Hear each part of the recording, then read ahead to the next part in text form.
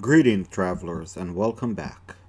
First of all, I want to say hi to Matt. We are glad to have you with us. Today we're going to speak about the history of Krynn. The world of Krynn is divided into 5 ages. So before we get into the 5 ages of Krynn, I want to explain a little bit about how we count time there.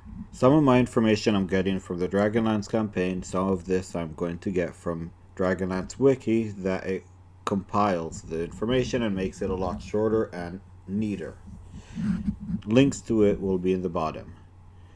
Now, Astonus of Palanthus, he is the historian of Krynn. He is an immortal being that no one really knows who he is so far, from what I could see. He vanishes in the 5th age with all of his books, but before that, he has been always in the city of Palanthus in the Great Library, writing down history as it occurs. The main events, he writes down. The smaller stuff, his aesthetics,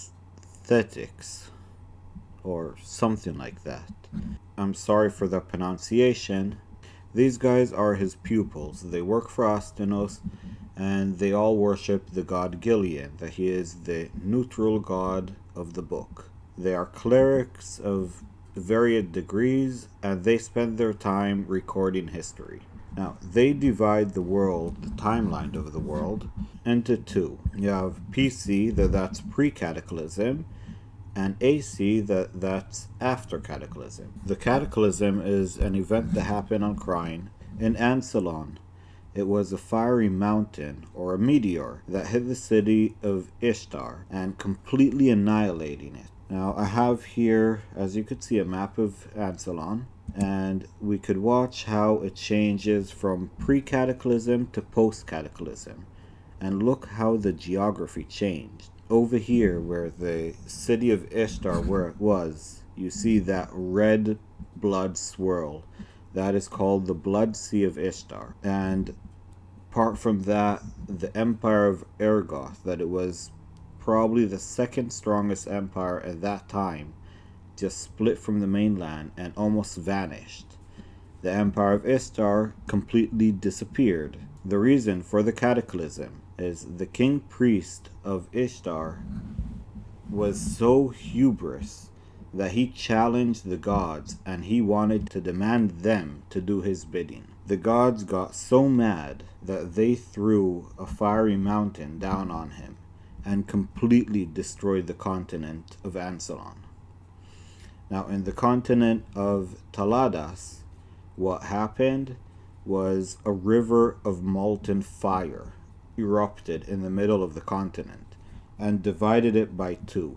By the creation of that river of fire, it destroyed the largest civilization on Taladas. And in the continent of Adlatum, I want to paraphrase, the tidal wave generated by the cataclysmic strike of the fiery mountain sent a third of Adlatum to a watery death. Intended by the gods or not, it changed the course of history for this distant shore. Now, I'm going to leave Adlatum and Taladas aside for now, because most of the lore is about Ansalon, and thus we'll be speaking about them the most.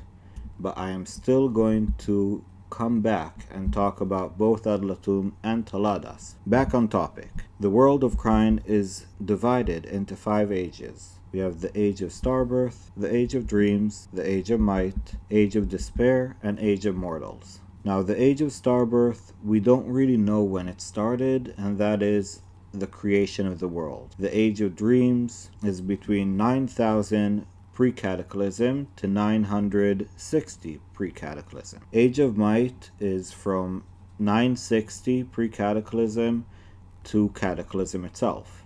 Age of Despair is from after cataclysm all the way to 383 after cataclysm. And Age of Mortals, or second cataclysm, starts at 384 and onward.